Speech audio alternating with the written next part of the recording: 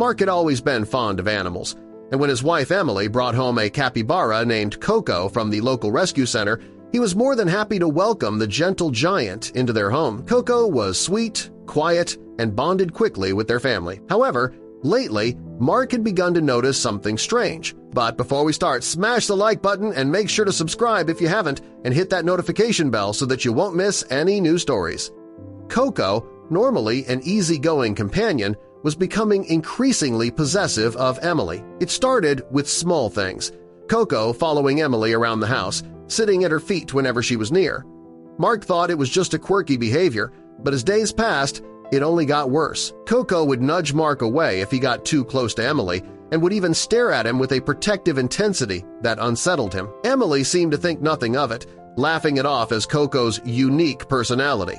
But Mark couldn't shake the feeling that something wasn't right. One evening, while Mark was sitting in the living room, Emily and Coco were in the kitchen. Mark noticed Coco standing motionless, watching them with an unnerving focus. Emily was chatting away, seemingly unbothered by the capybara's attention. But it wasn't just the staring that disturbed Mark.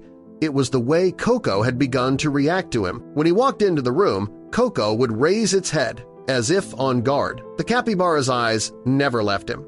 The next morning, Mark went through Emily's things while she was in the shower, finding a note on the kitchen counter that sent chills down his spine. "You're not ready. This is too much." The note was unsigned, but the cryptic message made everything click into place. Was Emily hiding something from him? The tension reached a boiling point when Mark found himself alone with Coco one afternoon. The capybara stood in front of the door, refusing to let him leave. Mark shoved the animal aside, but it wouldn't budge. He called Emily, but she was still out. Frustrated, Mark finally decided to do what he'd been avoiding. He dialed 911.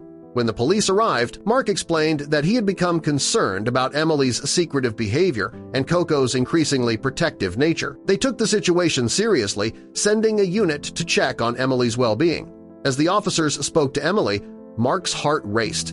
He feared the worst. Was Emily involved in something dangerous? Had Coco been trying to warn him about something he couldn't see? It wasn't long before Emily broke down, revealing the truth.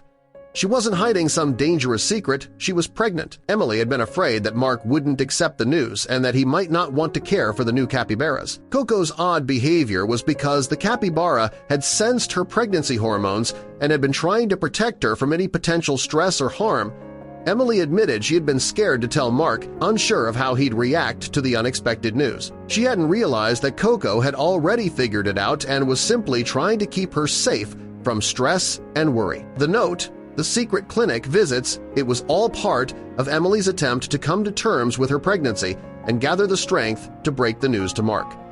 Mark's feelings of suspicion quickly turned into guilt. He had let his worries cloud his judgment and had nearly escalated the situation unnecessarily. As Emily explained, Coco had known something he hadn't, and the capybara had been acting out of love and protection for her and the unborn babies. Looking down at Coco, who was now peacefully lying at Emily's feet, Mark felt a wave of relief.